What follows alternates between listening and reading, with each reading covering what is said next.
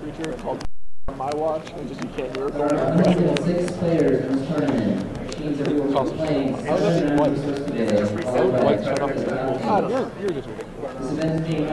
Hey, welcome back to coverage of Grand Prix Anaheim. My name is Marshall Sutcliffe. I am in the booth with Nate Price. Yo. And we are covering round 11 here with two heavy hitters. Yeah, We've got Fro on the left, Eric Froelich, and he is playing against Paul Rietzl on the right.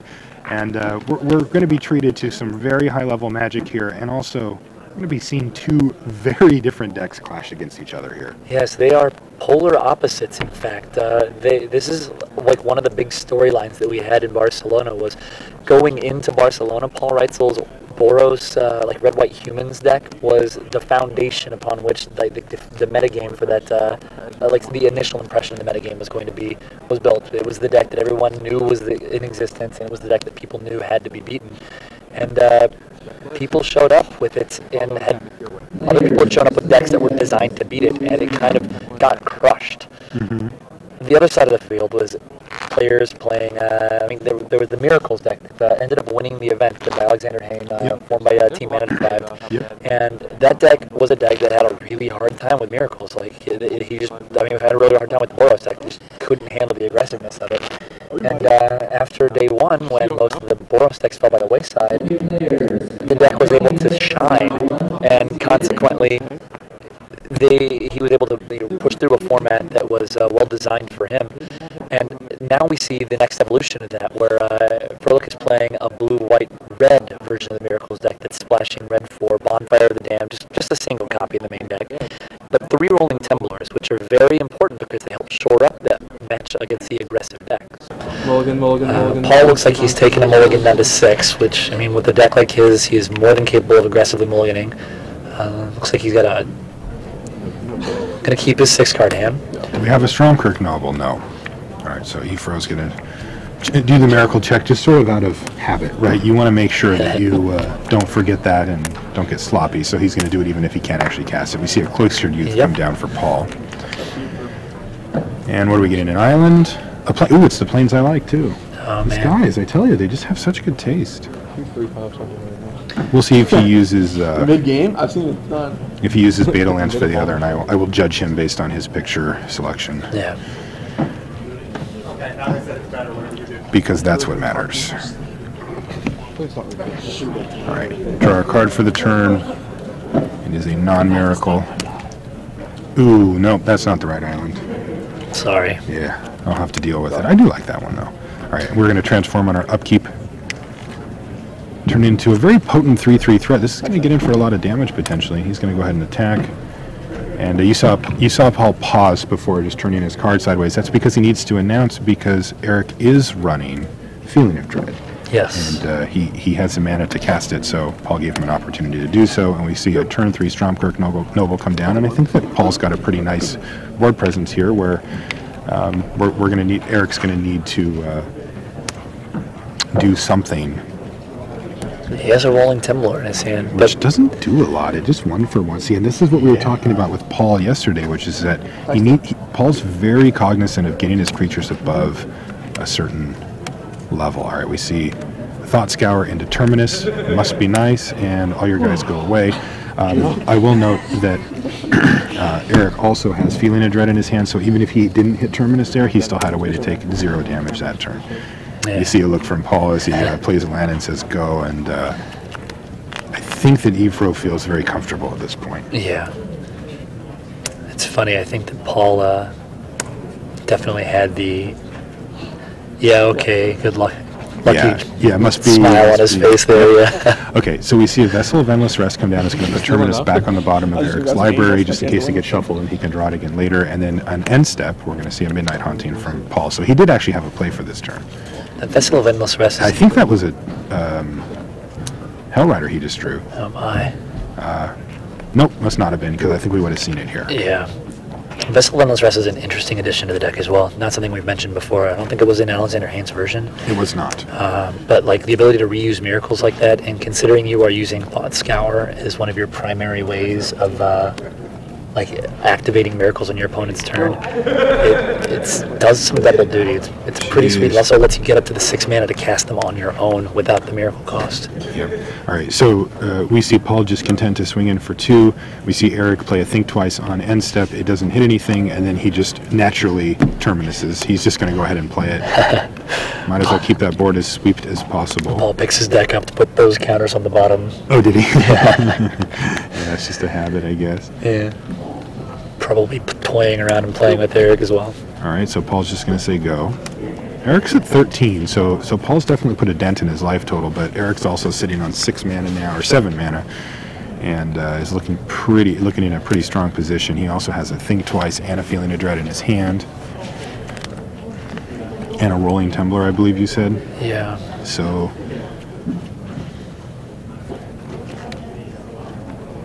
I'm sure Paul is very aware of what he could be facing. I'm not sure what he's played there. It is a Silverblade Paladin all by its lonesome. And he's just going to pass the turn back, and we're going to see a Think Twice on end step again, and an Entreat the Angels. So that's going to come in for 4 Angels. And Paul's deck is ill-equipped to deal with 4/4/4 flyers, unfortunately. Yeah, main deck at least. Draw a card for the turn. Let's just see if Ifro probably doesn't need to swing with all of them. 3 of them will 4/8/12 him, and then create the next turn. Yeah, he's just going to ship him in. He's got Feeling of Dread, why not? Yeah, he's not under any real pressure here. Why not, indeed? Plus, I mean, at this point, Paul has to remove 3 of them to prevent them from being lethal next turn also. And we have a Rolling Tumbler just because, why take any chances? Yeah. So we have a Morbid trigger on the stack. It's going to bring Eric to 8. And that's why you remove the Silverblade Paladin, because like if a Hellrider came down here and Eric wasn't able to do anything about it, then it would have been game. Now, we know Eric is able to do something about it in this particular case, but... Yeah. You're at 8? Is it 1? Yep, and it looks, I mean, that lapsing? yeah, Paul gonna scoop up his cards. Eric takes down game 1 after a few timely miracles, we'll say. Yeah, look at Eric laugh. He's like, yep, that's exactly what this deck's supposed to do. And these guys are friends, so probably a little good-natured ribbing going on there, too. I'm sure there is. I think that if I had a game like Eric just had, I'd probably be, easy game. Yeah, exactly. I understand why people think this is so hard. Yeah. Let's take a look at these sideboards. Yeah, what's coming in? Well, since Paul didn't win the game a 1. few cards coming in for Eric. I see, I think those are Gisellas coming in. Is that, he shuffled his entire sideboard in, So we'll see if they make the cut. But for Paul, he's got 1 copy of Nevermore, which is definitely going to make it in. That's seriously coming in after this.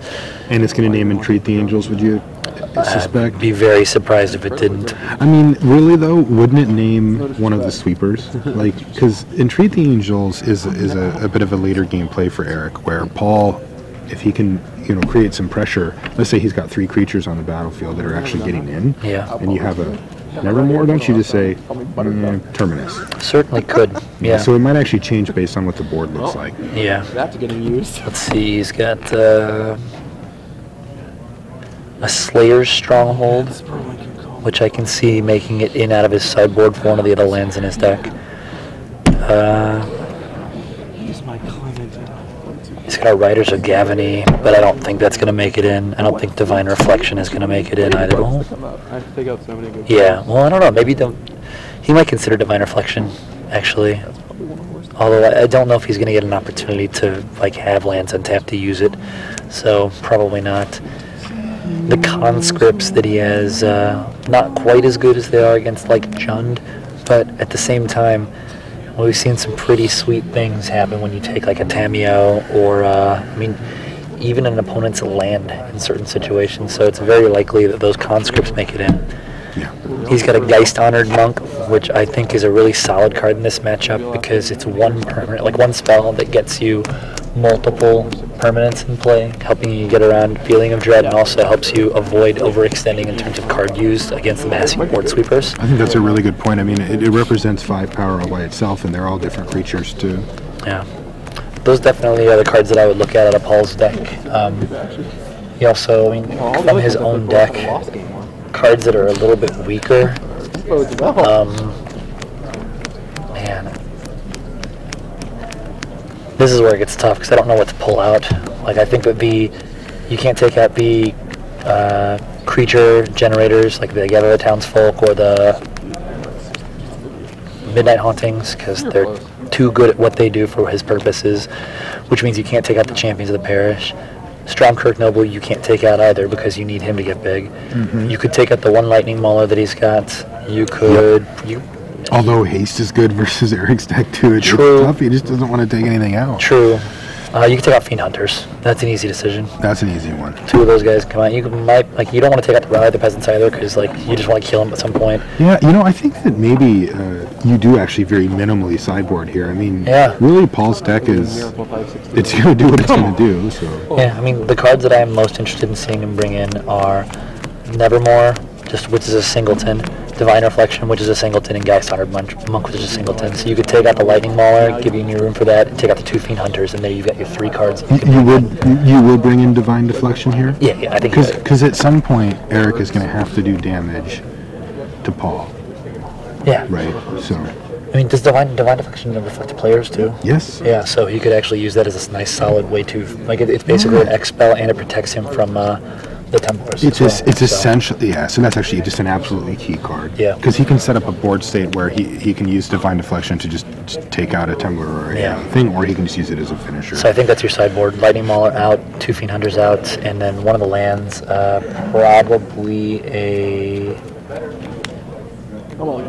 Oh man, probably Paul's got a mulligan again. Probably a Plains to bring in those 3 1-0s and a Slayer Stronghold. It's never good to see when you're on the play, but I mean, one thing that we've noticed about Paul that I think we can learn from is just that he's disciplined. I mean, he just if it's a hand that he doesn't think can win the game, he mulligans it and he just goes on to the next one calmly. You don't see him throwing stuff around or complaining. He just very calmly mulligans his hand and goes to the next. I mean, it's what it takes to get through these things because, I don't know, like he mulliganed in game 1, he's mulliganed again. We saw him mulligan down to 4 yesterday. It can get frustrating, right? But if you're a professional and you're going to take this game seriously, this is one of the skills you need. All right. I mean, the mindset is you want to win your games. Like, sure, you would have liked to have 7 cards you can keep, but you didn't have them. It just wasn't there? Yeah, so, you did what you had to do to give yourself the best chance to win under the circumstances. It's not like, you can't think, man, I can't believe I had to mulligan, or you'd have to think over the course of the day every time an opponent mulligans against you, man, I can't believe my opponent had to mulligan. It goes both ways. It does. All right, so he's going to take a look at his fresh 6 here. It's a 1 land with a lot of 2-drop. Oh, yeah, you do. Is that land all the way on the left a land, or is it not? I don't think so. Okay, well he's going to have to hit one then. He does have the best land in his deck. Of 2-drops. Okay, it is a Plains. Okay, that hand's awesome. So we are going to see Cloistered Youth, which again is a key card just because it gets up to 3 toughness. Yep. If Cloistered Youth transformed into something that was a 3/2, I don't think Paul would have it in his deck. No. Which is interesting because usually you think of Cloistered Youth more as terms of, it's 3 power, right? What are we attacking with here? But I mean, the toughness is important too because in addition to Temblor, I mean, Froelich's got 3 Pillars of Flame, which guaranteed came in out of the sideboard for this matchup. Yep. He's got a couple of Gisellas, which I don't know if Gisella makes it in or not. I would assume not, but it is a great stabilization play. All right, so Ephro's going to pass the turn back, and we see transform on upkeep. Ooh, nice. So now he's got all of his mana, basically. Oh, man. I mean, he's going to need 1 more to cast any spell on his deck. But all right, we're going to just slam down here. Silverblade Paladin, it's going to pair up. And we're going to see. Feeling of dread? We're going to see right now if there's a feeling of dread in the future here, and there's not. There's going to be a Thought Scour, so we're going to need Terminus here if it's to take out the current. Gisella did come in. The Terminus, he pauses, and it's not. So take 6. All right, so now Paul has a very potent package on the table. Yeah. He's only committed 2 cards, but it's representing just tons of damage. One thing that's important to note too, if we get another look at Paul here in a minute, is Paul's body language right now by compared to what he did last game. He spent almost the entire last game. Look at him, he's having fun. Yeah. He doesn't look worried about anything. No. You get a look at TSG in the background there too, taking notes. And also our own Blake Rasmussen there too, right? Paul spent the entire last game, even when he was losing, like leaning back in his chair like that, still had a smile on his face. And he leans forward too. Yeah, he's very animated. Yeah. You can tell these guys are having fun though. They're buddies, you know. It's always fun to play. Like, what if you and I were over there? We'd probably be doing this type of stuff too. Wholeheartedly, yeah. Our magic wouldn't be as awesome, but Yeah, we'd be doing perhaps a less awesome job of the actual magic part. I could definitely do the Cloistered Youth play Silverblade Paladin attack. I definitely, so far... Well, what if you forgot the trigger, would you? I wouldn't forget the trigger. Okay. Fair enough. Either of them. All right, so Paul now is in that situation that you were talking about earlier, where you were like, well, do you commit more to the board? What's going to happen here? Are we going to see a think twice again? Just trying to get a terminus? Fingers crossed, fingers uncrossed. Now, we happen to know how many lands this deck runs. Did you hear how many this deck, Ephra's deck runs? Was it like 27? It's more than that. Really? Yeah. That was just a quick guess. It's 29. Man. So seeing him think twice into a land isn't shocking, but this deck just absolutely has to hit every land drop up to like 7. Yeah. So even if you see a lot of hands in Ephra's hand, it's by design, although he's been dropped to 4 life here by Paul Rietzl. So he's going to show him a card, which is the card that he's casting. I thought he was showing him one, like, to say I win the game, but he's actually not. I mean, he could be. Yeah. That unholy fiend kills you or something. So what are we going to see here? I want to attack you. That was a Silverblade Paladin too. Right. So there's going to be a think twice, it looks like. You want it. It is. All right. Yeah. Is it there? Nope. It's not. And that's this game. We're just going to back it up. All right. So this is you know, we were mentioning how these two decks are at polar opposites. And we just saw polar opposite games, right? We saw one where Ephra was really never in danger. He controlled the game from the beginning to the end, and it just didn't look like he was ever really... I mean, when he won the game, he still had that feeling of dread in his hand. He never even bothered to use it. Yeah. You know? And now in this matchup, we saw Paul just commit 2 very potent threats to the board and just win. Yeah. Because Eric wasn't able to hit the miracle he needed. Now, the one thing that I really, that I want to highlight here is Eric, when he was going for his miracles, he needed to hit national champion. Yes. Right? Like, we're not talking about hitting a miracle. Like, he needed to hit terminus. So Paul was able to put enough pressure on Eric, and I think this is how Paul's going to win this match if he does. Yeah. Which is that he needs to be able to put the pressure on to make Eric hit specific miracles. Yeah. And like Eric was, I mean, for most of that game, like he was like a 50% chance or so to hit that terminus too. So he gave himself 6 opportunities to hit it when it actually mattered, like 3 draw steps, scour, and then 2 think twices. One of them got milled right away, so he was basically fishing for 3 remaining terminuses. I mean, the odds weren't on his side. Not even close. No, I mean, I think they have something like a 19% chance to hit a miracle in this deck on any given draw step. That's what Chapin was saying. Yeah. I mean, he said he wasn't sure the exact numbers, but that's what he was figuring about. Yeah. But it's when you're fishing for... Yeah, you see, that's the thing. That's to hit a miracle. Yeah, not to hit the specific one. Not to hit terminus, and that's the key. Especially not to hit one after a terminus has already been milled away. Yeah. So, I mean, this is what you run with the deck. I mean, you're running a deck with odds, and Paul's deck is a deck that the whole point of it is to reduce the number of turns your opponent has to hit their outs. Yes. So it's the perfect math deck versus anti-math deck. I think it's fantastic. Yeah. I love stuff like this. Yeah, I mean, this is like a marquee matchup for Magic. Well, I think it's just, and it's sweet too, because we happen to get 2 just fantastic pilots here too. Yeah. Like these guys that these are 2 players that are going to do the absolute best with what these decks can do, and I think that makes it a lot better too. We also had 2 excellent representative games. Like one game where the math worked out in Froelic's favor, and then one game where the math worked out in Rietzl's favor. Nobody was Plains, Cavern, Champion, Brimstone Volley. We didn't really see any champion. Turn 2, I draw the gather, but I have to anything from the choose board the that actually cavern with mattered just there. Brimstone Right? Volley in my hand. And so I picked Vampire. My next card, Stronger Noble. No. I mean, the game was fairly short. Yeah. Sorry. Silverblade Paladin here. That guy is. Work. He's a beast if you can get him out there. Yeah, I mean, and get him paired with something with high power like Paul Yeah. did. Jeez. Is Temple a sorcery or an I instant? killed It's a him before sorcery. revealed That's what I enough to thought, kill all of my things. So. It doesn't hit flying.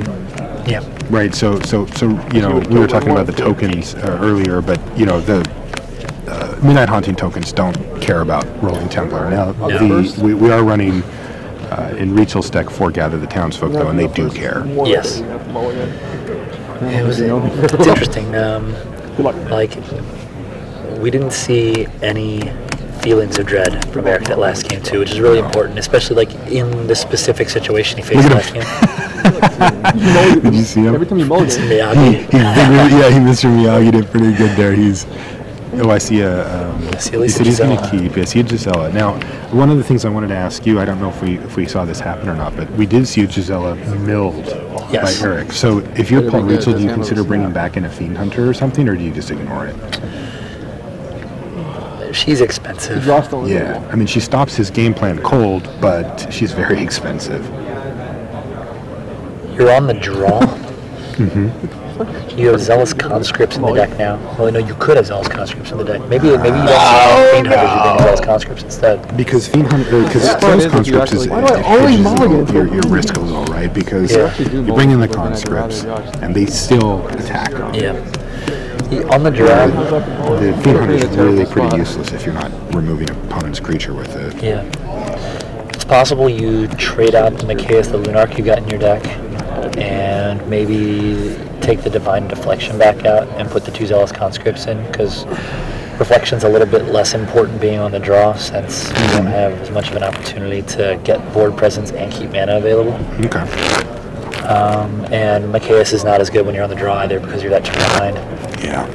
Yeah, Machias is a more grindy card. Yeah. In fact, in this case, like, Lightning Mauler may make it back in, because you've got to make up for that turn you're down Yeah, that with the could be. additional haste. That could be.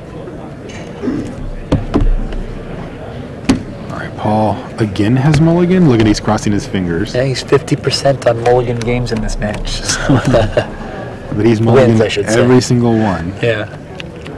Oh, no planes. I don't see a plane. That- That's a cavern though? Oh, that could be. Yeah, if that's a cavern. But he's got 2 Midnight Hauntings. Yeah, 2 Midnight Hauntings. Is that what that is? The 2 middle cards in his deck? Are those Midnight Hauntings? They look like it. He decided to keep it. Plains? That is not a Plains. All right, so we are going to see this named Human, and we're going to see a Champion of the Parish come down. He does have. This is a fine start. Yeah. So are we going to see a Pillar of Flame from Ephro here?